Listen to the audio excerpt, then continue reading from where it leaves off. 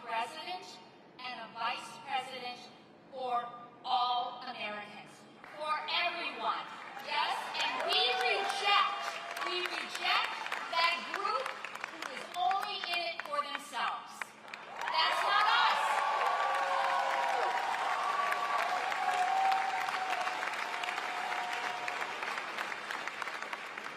That's an important view, that people who know the value of neighbors, like we already said we did, that's an important view we have to share. Now, you probably saw that debate the other night.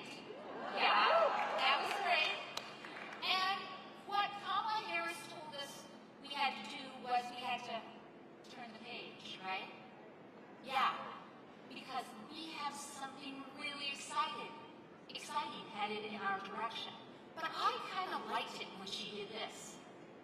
Turn the page. You like that? Okay, so I need you to be with me and practice with me. What are we going to do? We're going to turn the page. Oh, pretty good. Do it again. We're going to turn the page.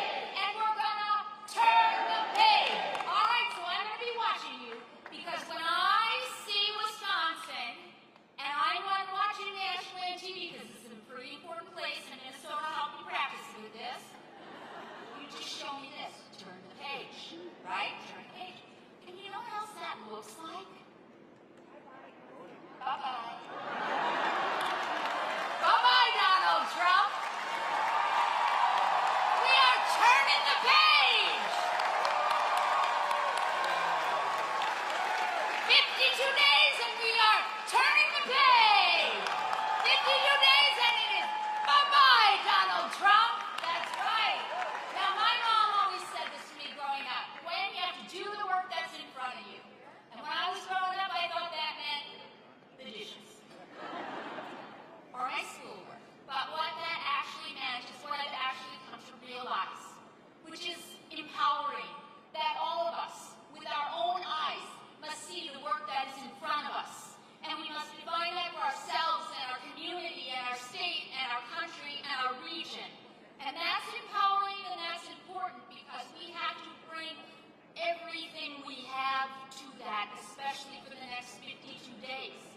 We have to bring our time and our talents and our gift and our vision, and we have to decide how we can best be of service.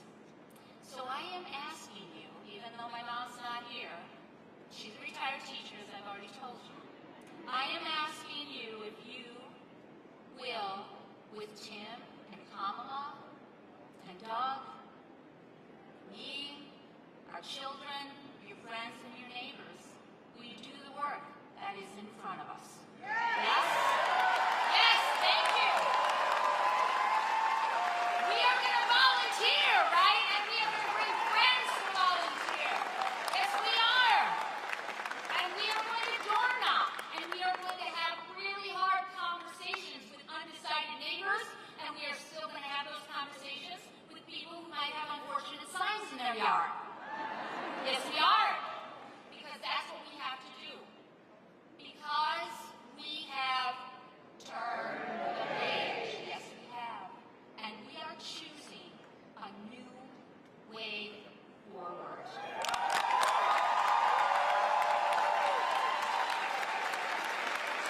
So Wisconsin, you have to be ready, because we're asking a lot, and I am going to give you every minute I possibly can over the next 52 days. I'm asking for the same thing from you, because here's what our soon-to-be President of the United States, Kamala Harris, says. When we fight, we win! When we fight, we win! When we fight, we win! We're ready to fight, I think. Yeah?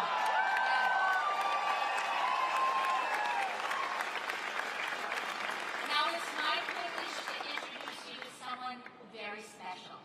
Her name is Isabel Listein, and she is a shining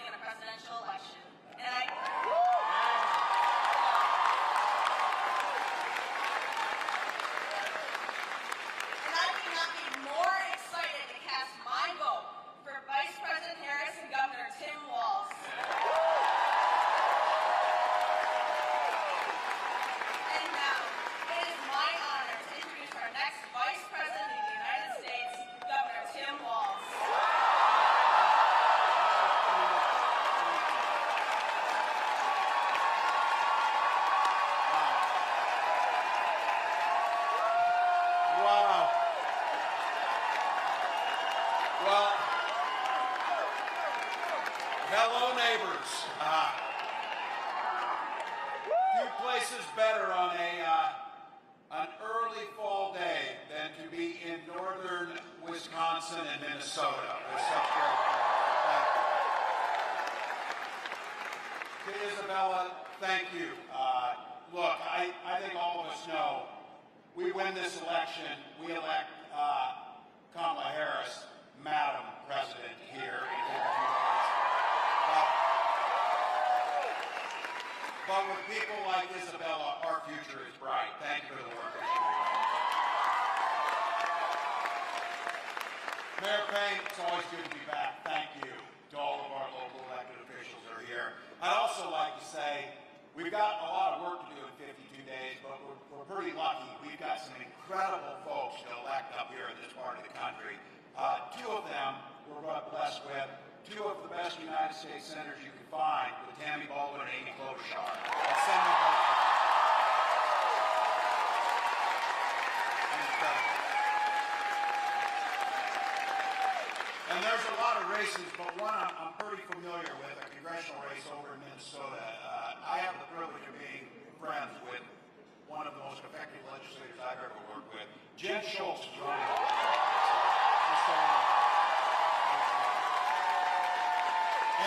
And look, this is one of those deals where you get an incredibly accomplished public servant who's in it for the right reasons, and we make sure we give Kamala Harris a majority in the House of Representatives.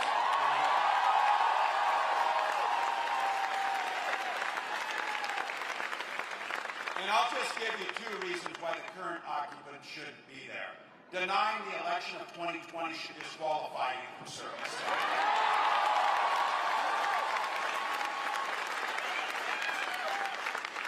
And when those 4,000 jobs in replacing the Blotnick Bridge, don't come crawling over here when you voted against it and tell us you had something to do with it. We had nothing to do with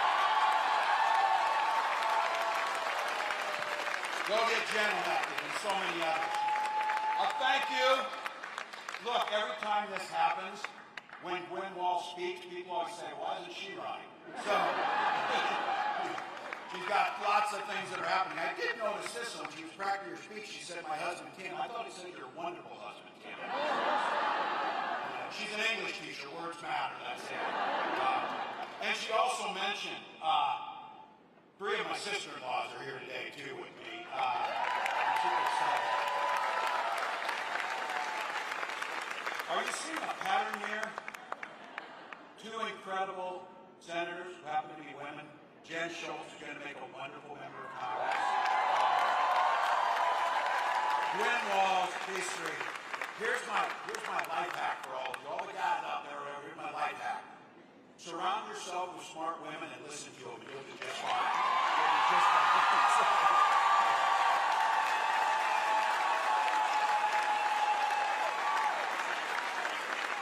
That includes my fellow cat owner, Taylor Swift, too.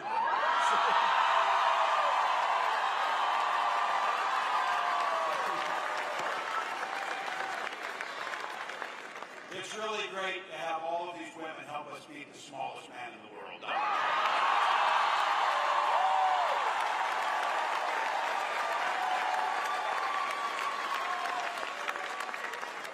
To each and every one of you, look, it is true. There's anywhere else you could be. You've got busy lives. You've got things going on. These days are precious. This is a Saturday in northern Wisconsin. It's nice outside. These are rare and precious. But it speaks volumes about you. The Vice President often says this, and I don't think for a minute as you gather with your neighbors. I look out here, I see old friends, new friends. Same thing probably with you. But it's something really special as free people to gather in a space with our community to self-determine how we want our country to be. You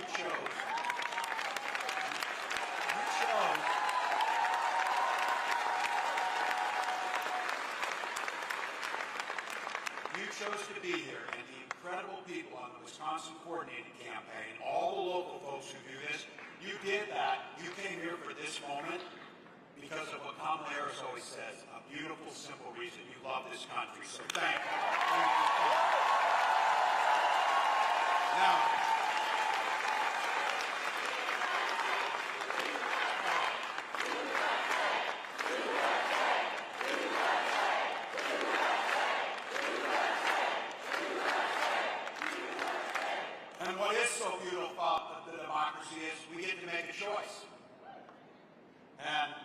61 million other people in most of the rest of the world, we got to see Tuesday night. That's a pretty simple choice. It should be. There was one person on that stage that has the poise, the dignity, the foresight, and the compassion to be President of the United States, and that's Kamala Harris.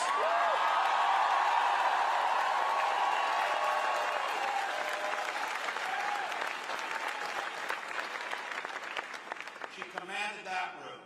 She's tough, she's tested, she's ready, and I can tell you, I am so incredibly proud of her, but I tell people this.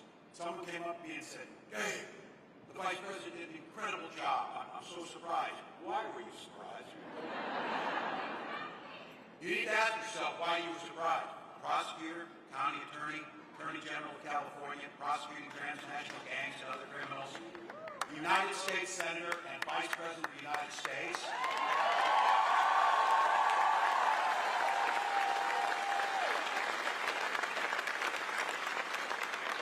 I would do a self-evaluation of why you're surprised. There might be a couple of reasons. We'll clear that. None of it had to do with competency and getting ready to lead. And it started, she had the upper hand in that thing, no pun intended, from the handshake. From the handshake.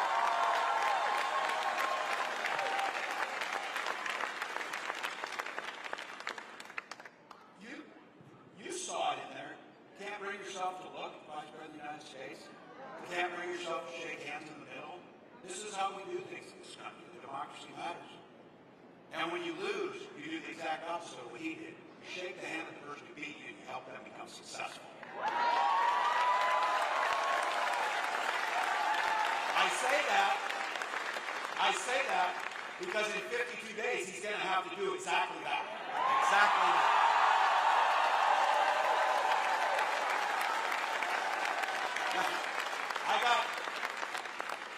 Maybe unlike the other side, I talked to Vice President Harris. You know, we like are communicating. But we didn't talk about this. I got asked right after the debate, "Do you think you should do another one?" I said, "Well, I haven't talked to her, but if my advice is, yes, every day we should do another one." Because what you saw is what we all knew. Donald Trump is exactly what we knew him to be. We knew exactly what his true colors were on full display. His true colors were on full display. Not his makeup, but his character. His character. And I said this. You saw that caricature of an old man shaking his hand at clouds and telling kids to get off his yard. That's what he did. Obsessed with the past, and this is what's unforgivable. Rooting against the American people. Rooting against the everywhere he goes, terrible city, terrible place, terrible state, all these things. I wouldn't go. Always, as the governor of Pennsylvania says, and plug your children's ears on this, this is the governor of Pennsylvania, everywhere he goes, he's shit-talking America. Everywhere he goes. Because he doesn't believe in us. He had the simplest opportunity the other night to answer a couple simple questions. First one being, he refused to say he wanted the free and brave people of the democracy of Ukraine to win the war. And here's what I'm going to say to Wisconsin. Thank you for the deep dignity that I know exists here. Yesterday, I was in Wausau with a group of folks down there. And it's nice. It's your state. Go there, visit it. No, we're there, and I got a chance to meet a couple of people. Anastasia and Anton and their young son. They were forced to flee Ukraine during the war, and they were taken in by the people of Wisconsin. And you know what the first thing they did was? They started a small business, a bakery that's creating jobs and growing the economy right there in Wausau.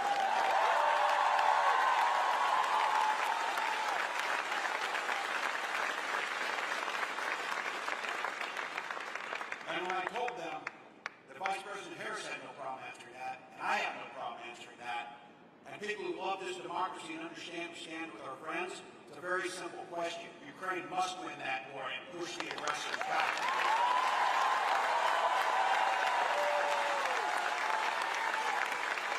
He also had another easy one. He refused to answer if he would sign veto a national abortion ban. Wouldn't answer. Well, you know why. sudden now he says he's all for the support or whatever. Here's the deal. He doesn't trust women, and they sure the hell don't trust him.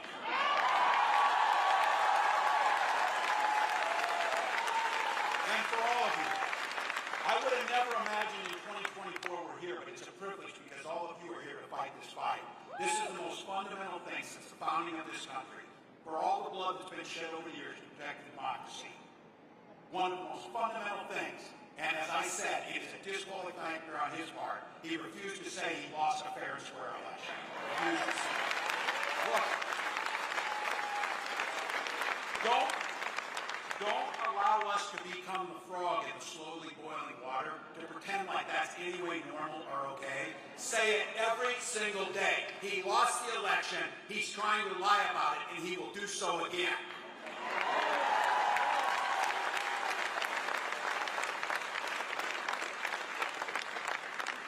But he says all of you are just AI, so he's not too worried about it.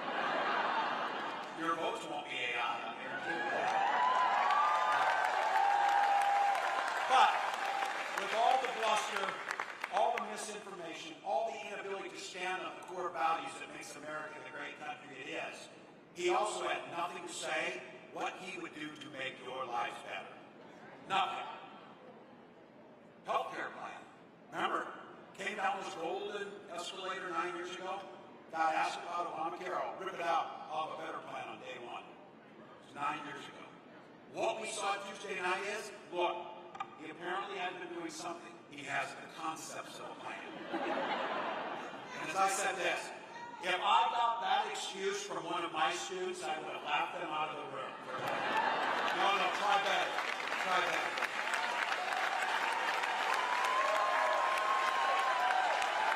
Look, for him it's a soundbite. It's nothing. For you, it's the pre-existing condition you had in your insurance company, you wouldn't pay the bill, means now you can go get treated. You can take your children in. You can't be discriminated against. We can get checkups on time and prevent illnesses down the road. The ACA has provided millions of people a healthier, better, freer life for them and their children. For him, it's a talking point. Let's just be honest. He doesn't know what's in the ACA. He's never read it. He never looked at it. He doesn't know. Not once did he ever worry that he would have to pay a medical bill. They're out of touch with who we are. Kamala Harris, who grew up in that middle-class family, around the kitchen table, you have to decide how you're going to pay the bills with her single mom. She understands that. Donald Trump has no plan for you. His plan is for what's good for Donald Trump. Period. Look, this is important. This is important, and you all know it. Because, look, we all deal with it. Friends, neighbors, family. Oh, I like Donald Trump. Man, I don't really like how he swears and gets convicted of felonies and found liable for assaulting women. I don't really like that. Good, I'm glad you don't like that. But then they always go, I like his proposals. Which one? Taking your health care? Forcing women to bleed out in parking lots because they can't get health care? Tax cuts for billionaires? And I say this, if you're a billionaire and that's all you care about, he may be your guy. But if you're a working class person, a middle class person, a community member, I can't find much there. And the thing is, you don't have to look very far. He's not giving you much detail, except it's really great. They made it easy for us. They printed 900 plus pages in Project 2025. Are you watching this? They're all mad as hell at the guys who wrote this now because they got out there. This was the thing. You said the black stuff out loud before we got elected. Yes, they did. No one wants that agenda. No one who's not a billionaire wants that agenda. No one wants government in your bedrooms and your exam rooms. No one wants to make drugs more expensive. No one wants to avoid dealing with climate change or making prices more affordable for folks in the middle that we're trying to do. They have no idea about any of those things. So look, these guys on the other side, you know what they stand for. Here's what I'm most proud of. I'm proud with our side of things. While Donald Trump spent his time whining, crying, grievance, Phil. Oh, they did me wrong. They did me wrong. It's difficult to be born with millions of dollars. It's difficult to not pay your bills. It's difficult to have the Supreme Court say you can do whatever the hell you want with no consequence. Apparently that's difficult for him. Kamala Harris spent no time doing that. She talked about you, and she talked about the future. And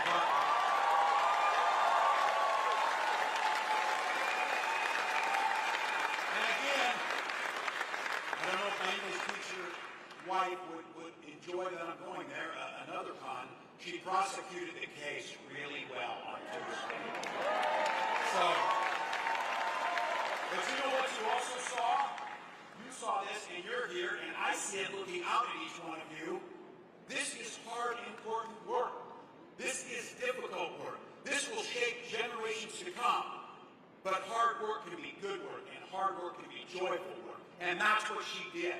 She brought joy back to the idea of politics, an idea that it can be better, bigger than just politics.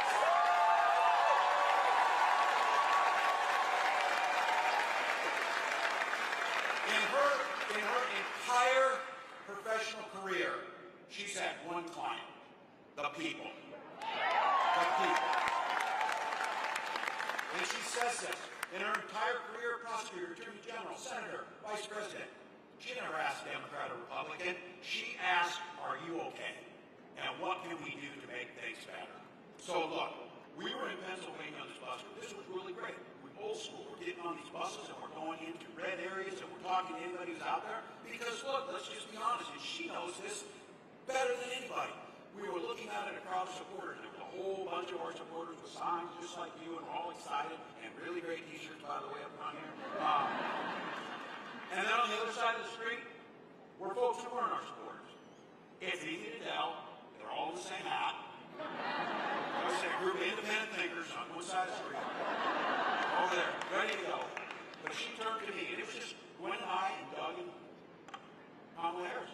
And she turned around to me and she said, Tim, never forget, we fight just as hard for folks on this side of the street as folks on this side of the street. That's what this is about.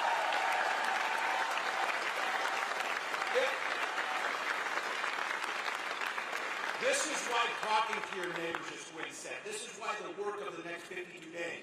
People are undecided. Look, I think it's pretty obvious. Most people don't like him. It's not. If this were about having the best ideas or the best candidates, I think we would win most of the elections. That's the way it usually works out. But that's not what happens. This is about hard work. It's about going out and talking to people. It's about telling them what it matters. And the things we're talking about in this room will help folks who are buying those flags, wearing that red hat, and believing that Donald Trump's with them. What you know is health care for their family, good public schools, infrastructure investments, the right to control your own body. All of those things, if you ask them and talk to them as neighbors, they're going to say, yeah, I'm for that. Then you need to remind them, he's against all of that. He's against all of that. So look, as that prosecutor, she had to take on predators, fraudsters, people trying to cheat you, career criminals, big corporate interests who think they're above the law. Now, it was easier the other night because all of those things were wrapped into one person. So we could take it on. But the fight was there. The idea that we lay out a plan, an opportunity economy plan, one that knows because she grew up in the middle class, she knows that it's not enough to get by. We've all been there. It's not enough to get by. People want to get ahead and thrive. And in this country, the richest country in the world, there is no reason that the gap between the CEOs and the folks who are doing the work, the labor that's doing the work,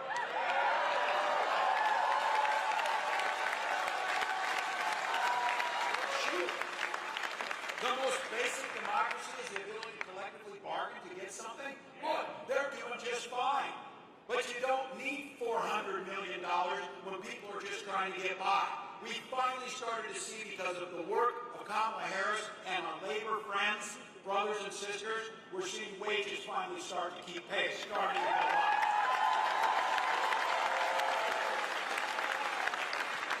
So I said this.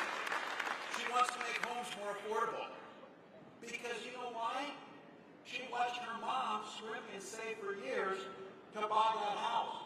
I watched my mom worry after my dad died and the medical bills there, will I be able to keep my house?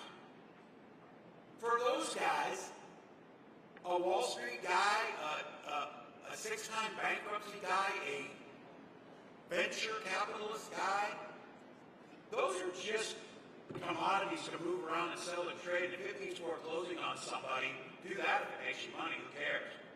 But those are our neighbors.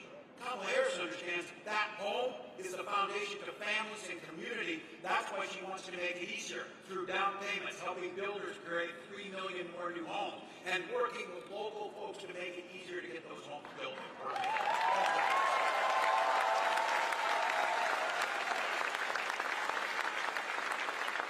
Now, when she talked about prices and price gouging, it was fascinating to me to watch how fast Donald Trump and his running mate jumped on to defend price gougers. Look, 37 states already have laws against that. But the thing that really gets me is, we're trying and figuring out how to keep prices lower. Our farmers are working dawn till dusk, and they're getting $3.90 a bushel for corn and $10 for soybeans. They're not getting rich. They didn't grow the food. They didn't process it at the factory where labor did that. Somebody's pulling off a chunk of money out there that has nothing to do with getting that to you. That's what she's talking about. If you're jacking up the price illegally, you should stop that.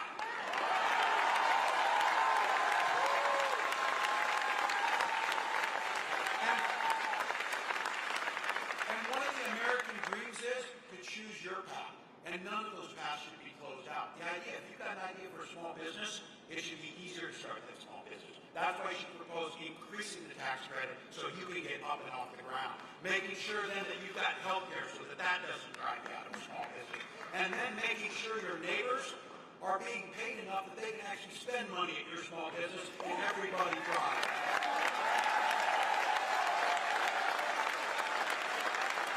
Look.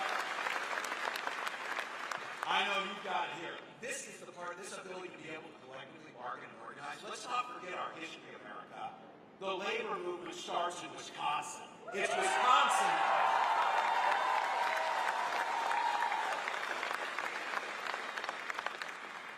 So, the idea of investing back to the middle class, the idea of growing from the inside out, the idea that everybody can have a place in this.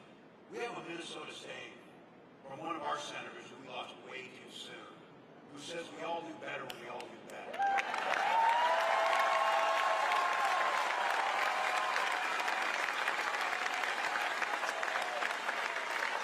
It's not that complicated. It's not that complicated. But these guys figure out a way, we want more and more and more and more.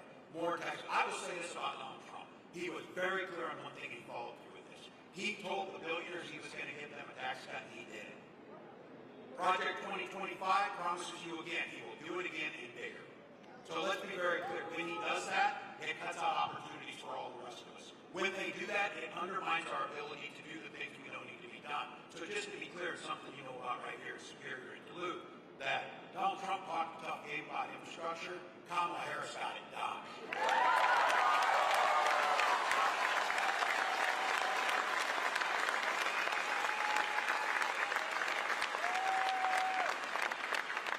By the way, that Watney Bridge is built by all of us. That's the guy who's trying to figure out how to not pay his damn taxes so that he doesn't have to fix it. All of us don't understand that bridge creates economic opportunity, connecting us together both physically and as a people. It makes good sense.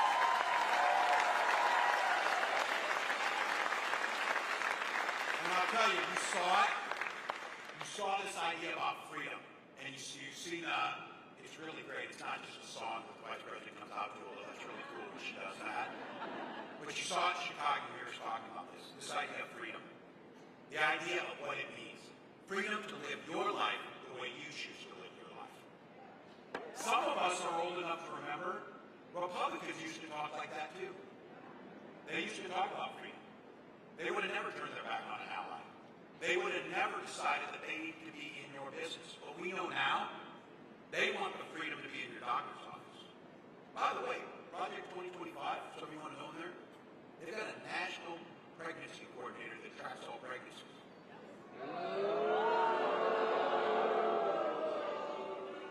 That seemed like too crazy for George Orwell to put in his book, but they did it. They did it.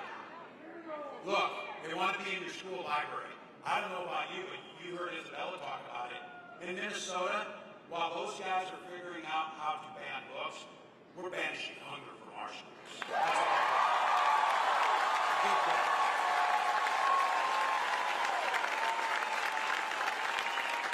And again, I want to go back to those old school Republicans, the folks that need to come over and realize this is the agenda for them.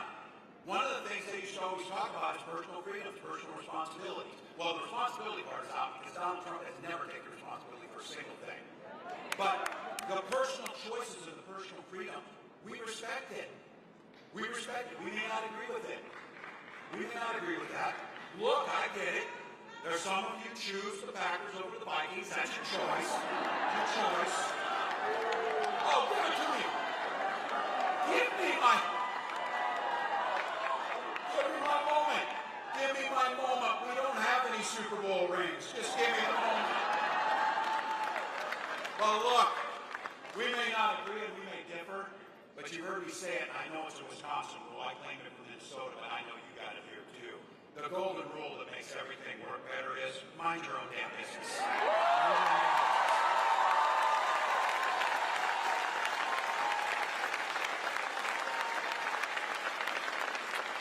Think about it.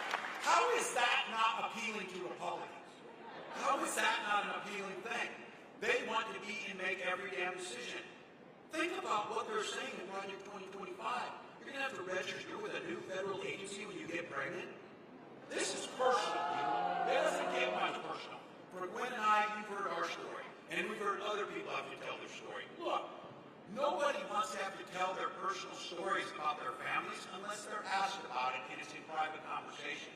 We have to tell these stories because these guys weirdly are obsessed with our bedrooms all the time.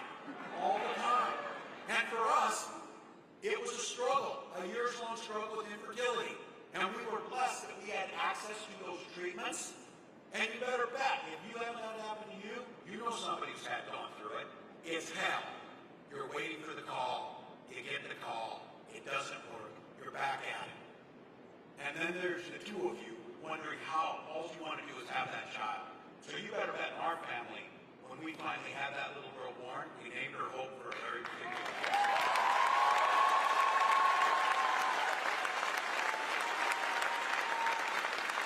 And she, like all of you, and I say this, she and Gus are Gwen and I's whole world, just like your children are, just like how you choose to live your family. And we're talking about it because these guys are trying to make it more difficult to do that, or if not, impossible. It's very clear. They're not stopping national abortion ban. They're not stopping with getting rid of fertility clinics. They're talking about getting rid of contraception or any type of help any of us need. These are personal health care decisions. These are personal health care decisions. So think about it. This is pretty simple. Kamala Harris makes it pretty clear. I would go out to all of your neighbors and make the case on this. Do you want J.D. Vance deciding about your wife and daughter's health? Or would you rather just leave it to them and their doctor? That's what freedom is. That's what freedom is.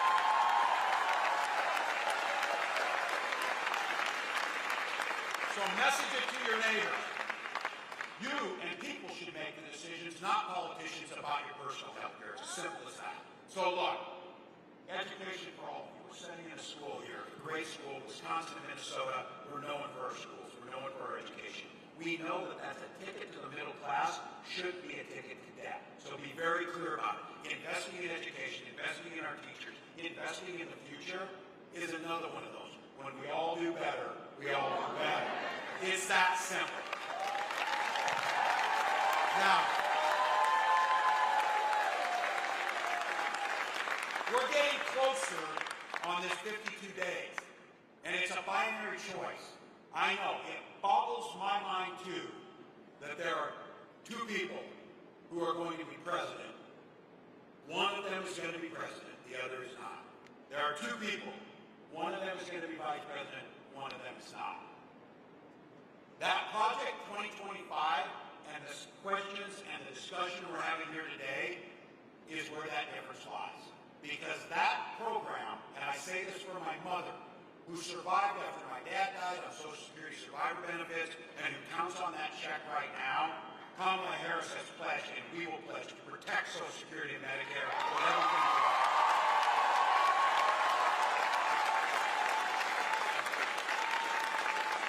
This one is the difference. People see the world from where they stand. If you stand in a middle-class living room, if you stand in a union factory job, if you stand in scrubs as a nurse helping, that's a way to see the world. That's a way to see the world. If you stand, or more likely sit, in Mar-a-Lago, or in a venture capitalist high-rise on Wall Street, why would you care if the Social Security check shows up? You don't care about it because you don't need it. So you're looking for the tax cut. Well, I'll tell you who does need it. My mom. She pays for her heat. She pays for her food with her Social Security check. And it's the best anti-poverty program ever devised in this country. And we have to put it. All right. So here's the deal. I say this. I know very clearly, you may not have thought so, but I know it. I am preaching to the choir. You came, stood in line, came with your neighbors, ready to do something about it. As we started out with, because you love your country, because you know the choice is so stark, and you know the impact we can make. You came to do it with joy, and you want to get it done. But here's the deal. Kamala Harris did her job Tuesday night. We need to do our job for the next 52 days. Now,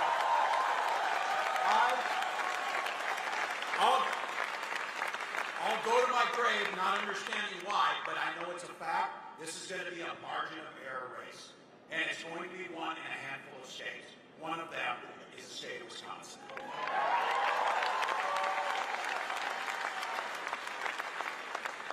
So let me, as these guys help me with, put on that coach whistle and get that hat back on. This thing's going to be a battle for the next 52 days. It's going to be in rooms. One in rooms, just like this. It's going to be one door-to-door, call-to-call, $5 donation, trying to have that hard conversation in the produce aisle with the person you saw there at the grocery store and ask, have you voted yet? And are you concerned about Social Security? Are you concerned about climate change? Are you concerned about our democracy? Are you concerned about middle class? Are you concerned about those things? Because if you are, ask that person to sign up. Ask them to get the vote. Look, this is on. Wisconsin starts next week in voting. Next week. So for all of you, I know it's hard work. I know that, as I said, it's hard to understand that it shouldn't be broader, but that's our country's here. These guys have spent the last decade telling us our system is broken. They spent the last decade figuring out how to make it harder for people to vote. They spent the last decade trying to make people pessimistic and believe it doesn't matter if you come to rallies like this, or if you vote, or if you call your neighbor. That's what they've done. You know why? Because they can't win when more people vote. Because the people understand. So that choice of voter suppression versus voter engagement, we choose the joyful path. We choose to take our chances with explaining what we stand for, standing on our record, letting everybody vote, counting every vote fairly, and then accepting the results of that. That's what we do.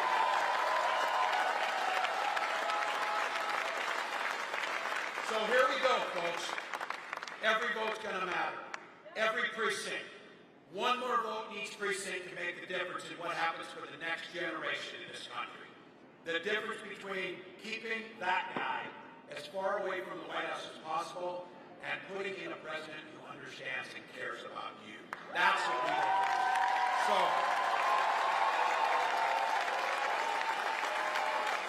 I, for one, am honored to be on this ticket. I'm honored to stand with you in this fight. I'm honored to know, and I keep saying this, we have some philosophies in the middle. My God, we're tough people. Some people, when we started settling, people started going across the country.